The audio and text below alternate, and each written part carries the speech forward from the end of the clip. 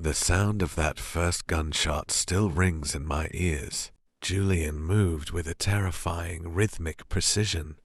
Like a dancer in a nightmare, he neutralized the first two men before they even realized he had drawn his weapon. But he was trapped, and he knew it. He didn't run for cover. Instead, he pulled out his phone and made one quick call. "The tracker is active," he said, his voice terrifyingly calm. "If a single hair on her head is harmed, I will burn your entire organization to the ground, brick by brick. You know I don't bluff." He dropped the phone, crushing it under his boot, and ran, not toward safety, but toward the harbor exit, knowing exactly where they had taken her.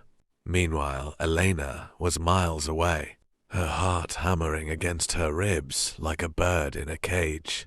She had realized the car was being controlled remotely. The doors were locked, and the steering was pulling toward the bridge. The old, abandoned bridge that stood over the jagged cliffs. She wasn't just a victim, though. She reached under the seat. She had known Julian would prepare her for this. Her fingers closed around a small, cold device. She couldn't stop the car, but she could jam their signal. She hit the button. The car swerved violently as the remote control cut out.